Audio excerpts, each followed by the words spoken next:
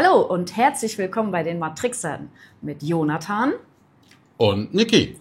Willkommen zu unserem neuen Format, das wir jetzt gelegentlich machen, vielleicht so alle 2 Wochen. Und wir werden jedes Mal ein neues Thema behandeln in Zusammenarbeit mit dem Seelenkomplex aus der 8. Dimension. Das ist die Informationsebene, also direktes Wissen. Und zu jedem Thema wird Jonathan euch eine spannende kleine Geschichte erzählen, alle Informationen dazu, die uns so spontan einfallen. Und danach fragen wir den Seelenkomplex verschiedene Fragen zu dem Thema und sind gespannt, was die dazu zu sagen haben. Ja, das klingt doch richtig interessant. Also keine Sorge, das heißt nicht, dass wir nur noch solche Videos machen. Wir dachten nur, ab und zu bringen wir mal ein solches Video wie jetzt. Und zwar haben wir Kontakt zu der 8. Dimension aufgenommen. Und das ist die reine Informationsebene. Und die steht noch über der Akasha-Chronik. Und das fanden wir eben so interessant an der ganzen Geschichte und dachten uns, ja, wir haben ja hier in der 3D-Matrix schon viel Wissen gesammelt und haben euch auch vieles von dem Wissen mitgeteilt.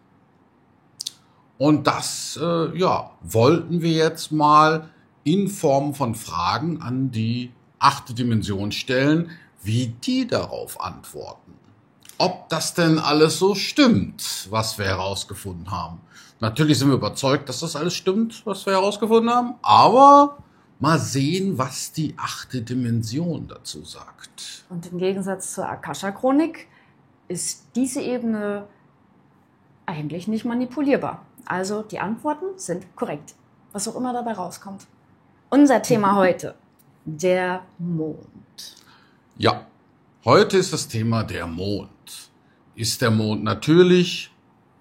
Sieht er so aus, wie wir ihn am Himmel sehen? Oder sieht er ganz anders aus? Oder sieht man den nur so wegen unserer Atmosphäre, die dazwischen ist? Oder ist das einfach nur so ein Bild, das irgendwer da an den Himmel geklebt hat? Ne? Es gibt ja sogar Leute, die glauben, das wäre eine kleine Lampe, die nur ein paar Kilometer entfernt ist. Und all solche Geschichten. Ja, gibt's wirklich. Und da dachten wir, gut, wir haben ja auch schon einiges über den Mond herausgefunden. Und da wollen wir doch mal sehen, was die 8. Dimension zu dem Mond sagt. Genau. Die haben ja alle Infos da oben. Ne? Das kann man sich also vorstellen wie eine gigantische Datenbank, in der alles abgespeichert ist, was in dem ganzen Universum ja so abgelaufen ist. Genau. Ja, wir haben gesagt, der Mond ist künstlich, eine Matrix-KI verwaltet den Mond, dass der Mond hohl ist und wir haben gesagt, dass der Mond eigentlich ein Raumschiff ist, das eben die Fähigkeit besitzt, eine Art Plasmaschirm zu projizieren, die sich vor den Mond schiebt, damit von der Erde aus die Menschen denken, das wäre ein ganz normaler Erdtrabant. Genau. Und da wollen wir mal gucken, ob das alles so stimmt. Und natürlich haben wir auch schon andere Dinge über den Mond erzählt. Ja. Ne, zum Beispiel, dass die Matrix-KI hier irgendwie Statisten auf der Erde platziert, damit die Restaurants und die Kneipen und die Festivals nicht so leer sind. Ja. Ne, also Non-Player-Characters, ne, das sind ja die NPCs. Und die braucht jedes Spiel. Ja. Und die Matrix ist ja ein Spiel, in dem man sich befindet. Man kann ja in der Matrix alles spielen. Du kannst Farmer spielen, Fußballmanager, Fußballer sein, Sänger sein, Hausbauer sein, Hotelmanager.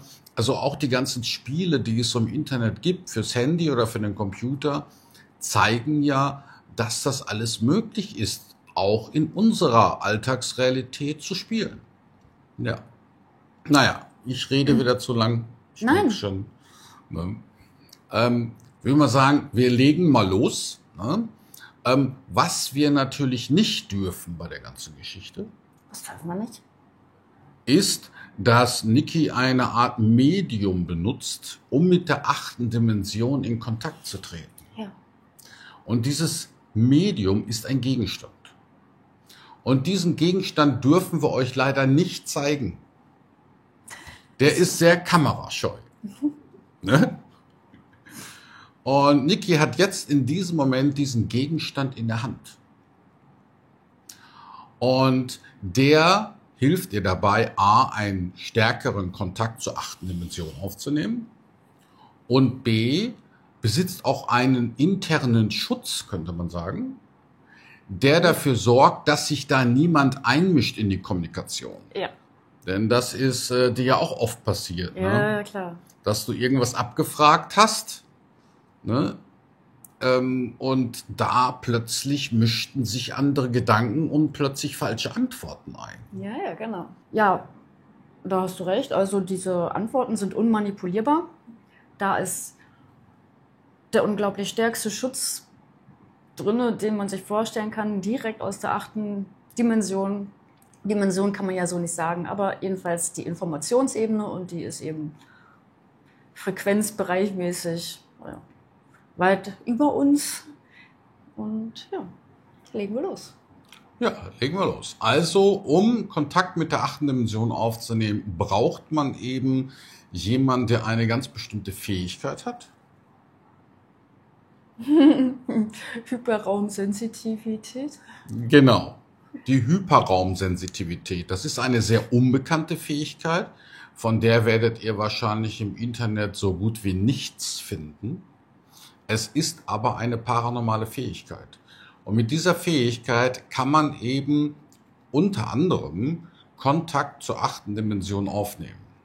Die Fähigkeit hat 2 Seiten. Ja, sie war erst Fluch und jetzt ist sie Segen. Sobald man gelernt hat, eben diese Hyperraumsensitivität zu kontrollieren, kann man sie effektiv nutzen für die eigene Entwicklung.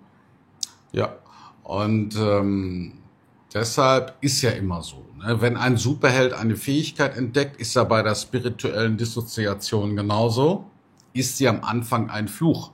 Und der Superheld will nichts mit der Fähigkeit zu tun haben. Der sagt nur, lieber Herr Doktor, lieber Herr Psychiater, wie werde ich den Scheiß wieder los?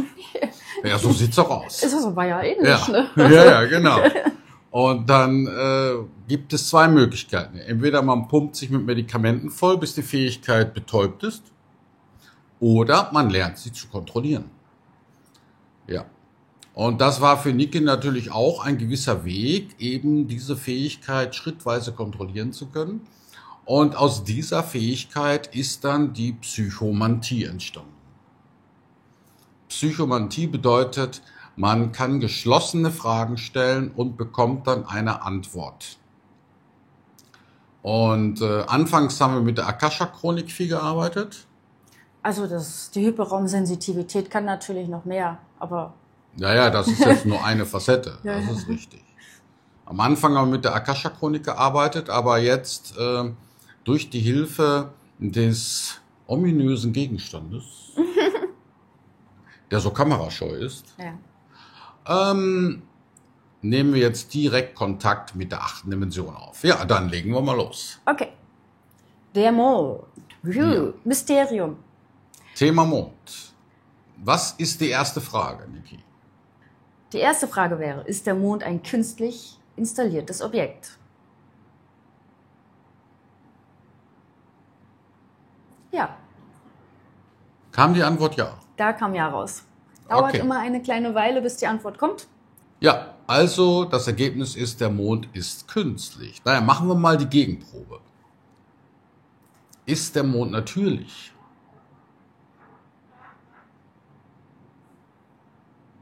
Auf keinen Fall. Nein. Nein. Nein. Okay. Gut. Dann die nächste Frage. Dann würden wir gerne wissen, ist der Mond, Raumschiff Mond, von innen hohl?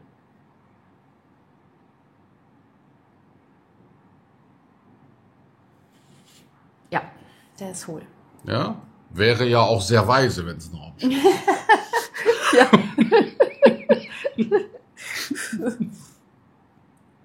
Ist der Mond ja, aus Metall oder einer Art Metall?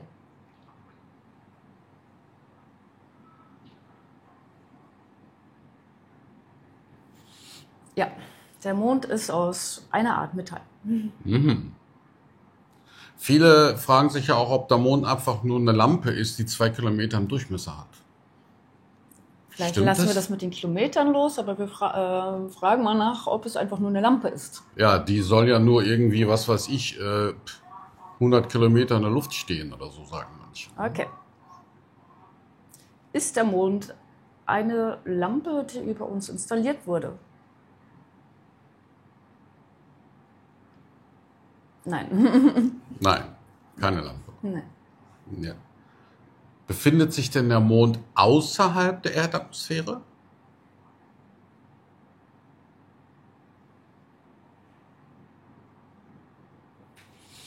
Ja, der Mond ist außerhalb der Erdatmosphäre.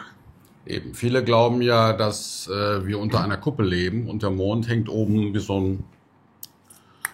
so eine Lampe Ja. an der Decke. Ne? Ja. Ja. Gut. Der Mond ist also hohl. Ja. Mhm. Okay, also der Mond ist ein Raumschiff und ist hohl, ist künstlich, befindet sich außerhalb der Erdatmosphäre. Ja. Gut, die nächste Frage. Vielleicht sollten wir jetzt fragen, wer den Mond hier installiert hat. Da wir die Antwort ja schon kennen, fragen wir einfach mal ab, ob die Antwort denn oder unser Wissen mit dem übereinstimmt, was die da oben uns erzählen. Ja, genau. Okay, fragen wir das mal. Welcher Idiot hat den Mond installiert? Und warum? Haben die Andromedaner den Mond, das Raumschiff Mond, hier installiert?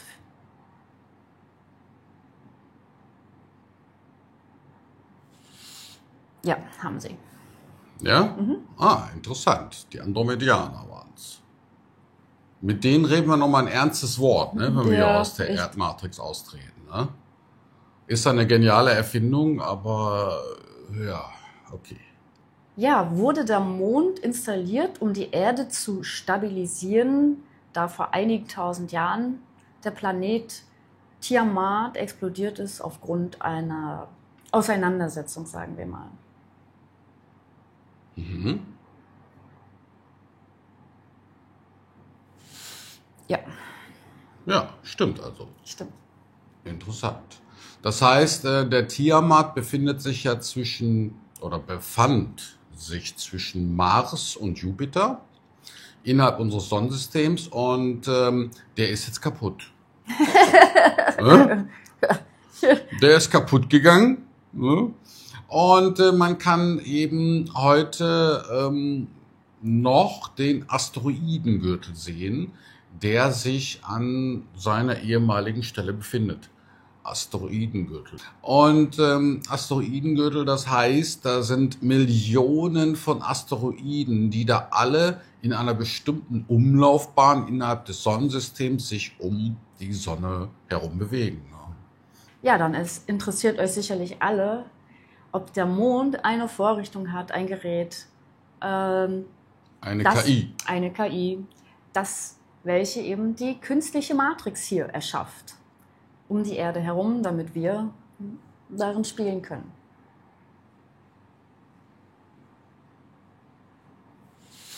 Ja, eindeutig. Eindeutig. Eindeutig. Okay, gut. Das bedeutet also, der Mond verfügt über eine riesige Computeranlage mit einer KI, die eben anscheinend die Möglichkeit besitzt, anfassbare Hologramme auf die Erde zu projizieren, ins Spiel zu projizieren und die auch noch verwaltet. Dann frage ich mal, ob das so stimmt. Kann diese KI, die auf dem Mond installiert ist, Statisten, also Hologramme, Computerprogramme für die Erdlinge erschaffen, damit das Spiel nicht so langweilig ist?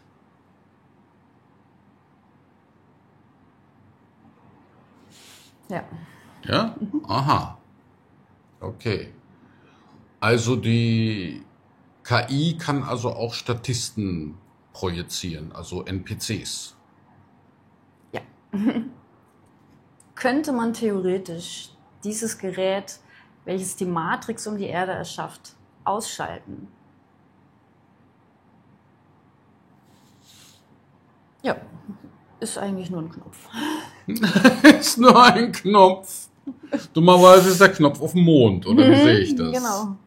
Und Genau, fragen wir mal, ist der Knopf auf dem Mond? Ist der Knopf auf dem Mond, um die Matrix, die um die Erde erschaffen wurde, auszuschalten? Ja. Also für uns nicht so leicht dahin zu kommen. Nein, aber ich würde ja schon ganz gerne auch wissen, hat denn niemand Interesse, diesen Knopf für uns zu drücken, der sich außerhalb befindet? Das ist eine gute Frage, auf jeden Fall. Sowas von nein. Keiner hat Interesse. Wahrscheinlich hat die Galaktische Föderation da den Finger drauf. Hat die Galaktische Föderation da den Finger drauf, damit niemand den Knopf für die Matrix ausschaltet? Ja. Ja, die Andromedianer haben da ein seltsames Ding erfunden, da müssen wir noch mit denen reden.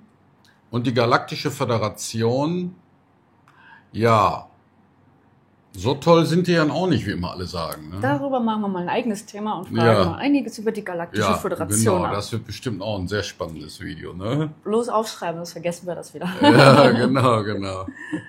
Also ist schon so, dass wir die Fragen natürlich vorher sammeln, ne, damit wir hier nicht euch 5 Minuten oder 10 Minuten mit Schweigen belasten, weil wir über die Fragen nachdenken. Das heißt, die Fragen, die stellen wir schon vorher zusammen. Wir versuchen aber immer im Thema zu bleiben.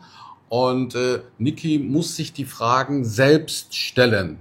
Dann funktioniert der Kontakt besser, als wenn ich die jetzt stellen würde. Und wie ihr seht, 2, 3 Fragen sind mir dann spontan auch eingefallen, die mich selbst interessieren. Ja, genau. Als Bestätigung. Ab und zu fallen uns natürlich auch spontane Fragen ein. Ne? Ja, was wäre die nächste Frage? Ja, wird die Erdoberfläche als Abbild auf den Mond projiziert? Genau, das war ja auch ein sehr strittiges Thema. Ne? Denn wenn der Mond künstlich ist und eine Art Tarnschirm vor sich her aufbaut, damit alle auf der Erde denken, oh, das ist ja nur ein Mond mit ein paar Kratern, der ist total langweilig, da will niemand hin. Wenn der aus Plasma besteht, was ja auch einige Forscher so geäußert hatten, könnte es durchaus sein, dass dieser Plasmaschirm eben das Abbild der Erde übernimmt, sozusagen sich mit den Jahrtausenden einbrennt in den Plasmaschirm. Oder eben als andere Theorie, dass wir in Wahrheit ja eine ganz andere Erde haben, darüber machen wir auch noch ein Video, und eben das Abbild dieser Erde als Tarnung oder als, wir müssen es euch ja erzählen, auf die Mondoberfläche projizieren, sodass man die wahre Struktur des Mondes erstens nicht erkennt, und wäre die erste Klappe, und zweitens die zweite Fliege schlagen sie damit, dass sie uns ja indirekt die Wahrheit erzählen. Wie sieht die Erde wirklich aus? Ja, fragen wir doch mal, ob es diesen Plasmaschirm überhaupt gibt. Gut. Nein. Gibt es nicht. Gut, dann wäre ja die nächste Frage, gibt es denn überhaupt einen Tarnschirm vor dem Mond? Um den Mond herum? Ja, vor dem Mond, zur Erde gerichtet.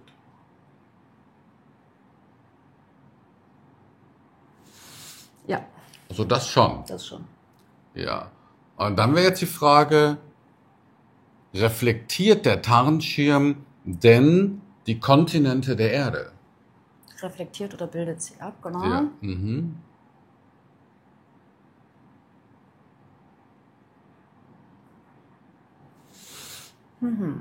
Ja. Das schon. Das schon. Interessant. Aber es ist dann kein Plasma, wie es aussieht. Also die sagen, es wäre kein Plasma. Ja, jetzt können wir natürlich lange raten. Wir können jetzt die ganze Periodentabelle durchgehen, bis wir herausfinden, aus welchem Stoff dieser Tarnschirm besteht. Aber das machen wir lieber nicht. Das dauert zu lange. Wahrscheinlich das Gleiche wie auch die ganzen Raumschiffe. Ja, vielleicht ist es auch einfach nur ein Bildschirm oder keine Ahnung. Ja, wir hatten ja letztens ein Video gemacht über die Gigantenpyramiden im Weltall. Ich denke mal, dass es so eine ähnliche Technologie ist wie diese Raumschiffe, die da an der Pyramide vorbei geflogen sind und eben wie ein Monitor eben die Pyramide projiziert haben auf die Raumschiffoberfläche, sodass das Raumschiff getarnt wirkte. Ja, das ist schon klar, dass das so eine ne? Technik ist. Aber die Frage ist ja, ob sich die Kontinente der Erde in diesem Tarnschirm eingebrannt haben oder widerspiegeln. Ja, das auf jeden Fall. Ne? Sowas zum Beispiel. Und da frage ich mich natürlich, was ist das für ein Stoff? Ne? Wird das von denen absichtlich mit drauf projiziert? Oder hat sich das so mit den Tausenden von Jahren irgendwie in diesen Tarnschirm so eingebrannt? Ja, wir haben uns natürlich auch gefragt, wie lange ist denn der Mond schon hier? Da wir jetzt nicht jede Zahl abfragen können, haben wir jetzt eine grobe Zahl gemacht. Und zwar ist der Mond oder wurde er schon vor über 15.000 Jahren hier installiert. Mhm. Nein. Also er ist weniger als 15.000 Jahre hier. Ich kann noch mal eine andere Zahl wählen. Sagen wir mal, ob er schon länger als 10.000 Jahre hier ist.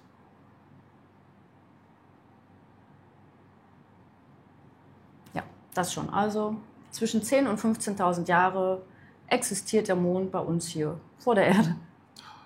Ja, also alte Schriftrollen bestätigen das. Zum Beispiel in Griechenland gab es ein Volk, das die Mondlosen genannt wurde. Oh. Weil das Volk existiert schon seit dem Zeitpunkt, als der Mond noch nicht am Himmel stand. Oh, spannend. Cool. Ne? Ist auch interessant, Ja. oder? Es gibt also nur noch sehr wenige Quellen, ne? Aristoteles zum Beispiel oder solche Quellen, die eben wirklich aus einer Zeit berichten, in der der Mond noch nicht am Himmel war. Sehr, sehr spannend. Ja, was natürlich auch eine interessante Frage ist die Matrix eine Art Gefängnisplanet für feindliche Außerirdische der Galaktischen Föderation installiert worden? Nein. Also wurde der Mond ursprünglich ausschließlich dafür installiert, um die Erde zu stabilisieren. Nochmal als Gegenfrage. Ausschließlich. Ja, dann stellt sich eine weitere Frage, oder? Ja, die Frage, die sich ja dann stellt, ist, warum dann die Matrix-KI? Tja, wurde sie nachträglich installiert und gehackt? Ja. Die Frage ist also, wurde das Mondraumschiff gehackt von feindlichen Außerirdischen? Ja. Also das heißt, ursprünglich wurde die Erde als freier Planet erschaffen? Also ich habe mal in einem Traum gesehen, dass die Erde ursprünglich eine Art Vergnügungsplanet war. So wie das Phantasialand oder so, verstehst du? Dann können wir das ja mal fragen. Wurde die Erde als Vergnügungsplanet oder Urlaubsplanet genutzt einst? Also als freier Planet, damit Schöpferseelen hier spielen können. Mhm. Ja, ursprünglich schon. Und dann kamen die feindlichen Außerirdischen, das alte Imperium. Okay. Und haben dann die Erde gehackt. Oder den Mond gehackt, ne? Ja, genau. Haben dann den Mond gehackt und daraus einen Gefängnisplanet gemacht.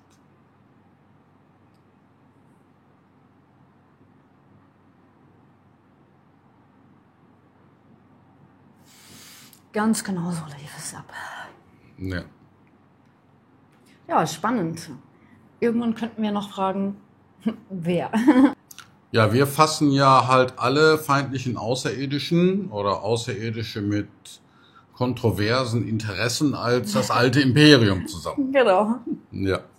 Hat uns ja auch mal unsere Stimme gesagt, dass wir aktuell Teil des alten Imperiums sind, gefangen auf der Erde. Ja, das bedeutet also, die Andromedianer haben eigentlich nur den Mond installiert, um das Sonnensystem zu stabilisieren.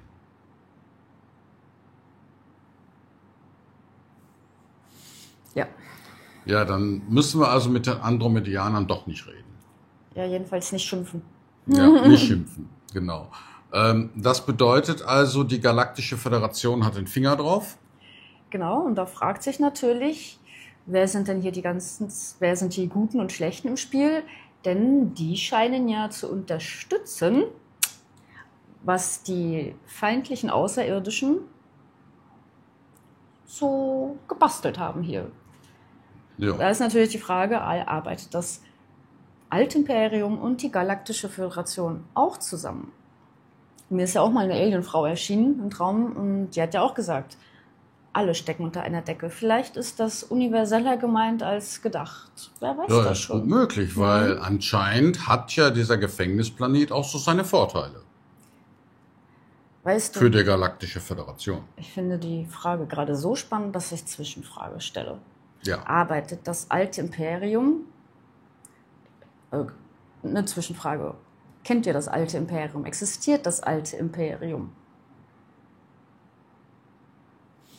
Oh ja, arbeitet denn das alte Imperium zusammen mit der Galaktischen Föderation in Wahrheit?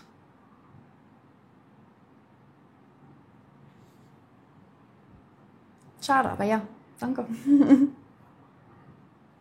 Also es gibt keine Freunde oder keine Feinde, sie arbeiten alle zusammen. Ja. Das ist wie Putin und Joe Biden. Keine Ahnung. Wer weiß das schon? Wer ne? weiß das schon. Ja. Alles stecken so unter einer Decke nach dem Motto guter Kopf, böser Kopf. Genau. Ne? Wie letztens das Beispiel, diesen Bildwitz, den wir gesehen haben, ne? Weißt du noch? Mit dem Schach? Ja. Ja, das ist der beste, den musst du erzählen. Ja, es gibt halt einen Bildwitz, da sieht man ein Schachbrett und da sitzen zwei Männer vor dem Schachbrett und darunter steht dann, die weißen Figuren versuchen die schwarzen Figuren zu killen und die Schwarzen die Weißen zu killen und jeder jagt den König. Aber die das Spiel spielen, sind meistens Freunde. Das ist ein komplexeres Meme oder Bildwitz, als man sich das vorstellen kann. Also ich finde es absolut genial und so treffend für so ziemlich alles, was existiert oder was wir kennen. Also genial. Ja, das fasst es sehr gut zusammen. Ja, ne? absolut. Also ist schon klasse. Wir würden natürlich gerne wissen, Leben denn gegenwärtig noch Außerirdische auf dem Mond? ja, Gibt es denn Basen auf oder im Mond, die vom Menschen aufgebaut worden sind? nein, Haben Menschen die ein oder andere Basis auf dem Mond eingenommen und besetzt und sind da jetzt? nein. Auch nicht. Das heißt also, die Menschen sind eigentlich gar nicht auf dem Mond. Ich frage mal, ob Menschen aktuell auf dem Mond leben. Ja. Ja, leben Menschen auf dem Mond. Das bedeutet ja, die sind in Kooperation mit den Aliens. Mhm. Oder der Galaktischen Föderation. Ja, anscheinend die Kollaborateure der Galaktischen Föderation. Okay, sind die Menschen, die auf dem Mond leben, Kollaborateure der Galaktischen Föderation?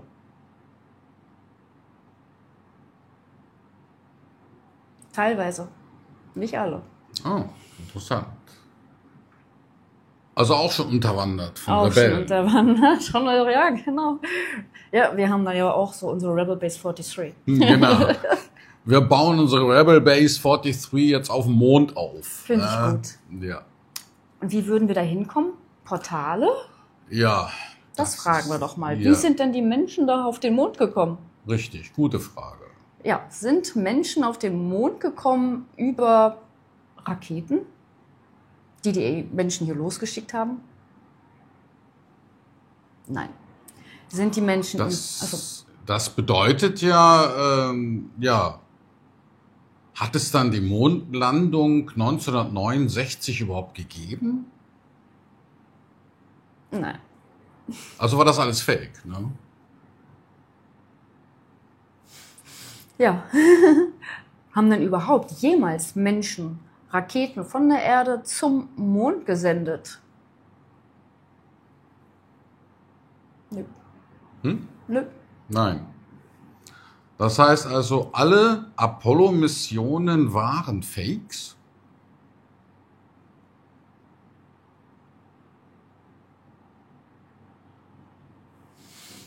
Ja. Das heißt, die Menschen, die jetzt auf dem Mond sind, sind dann über Portale oder Alien-Raumschiffe auf den Mond gekommen?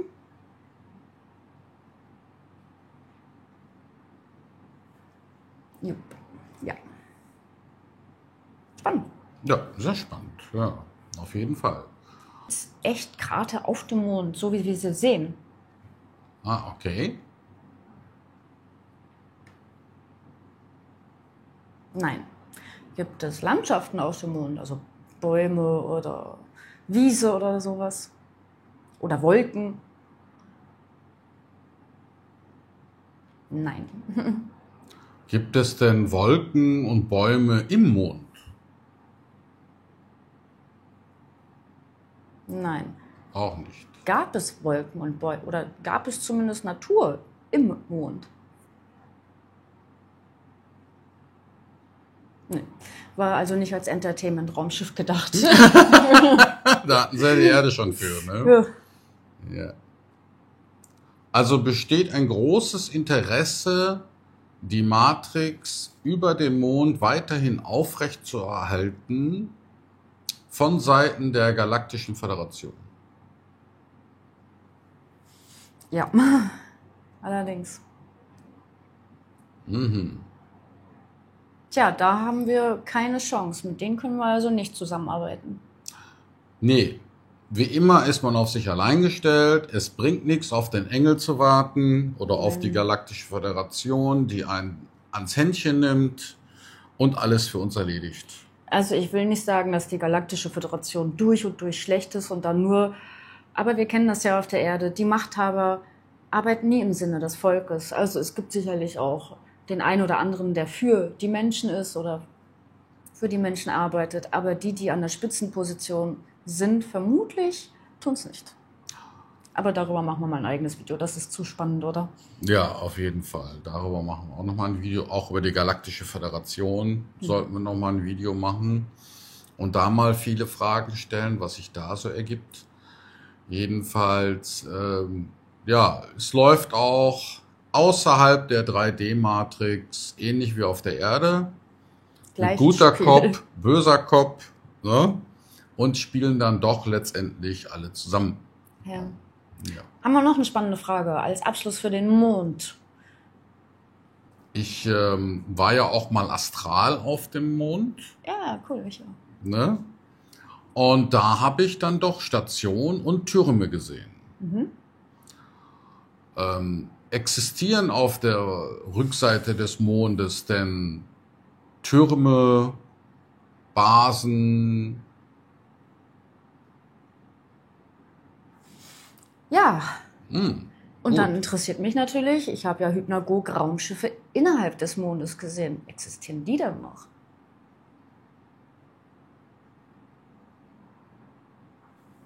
Ja.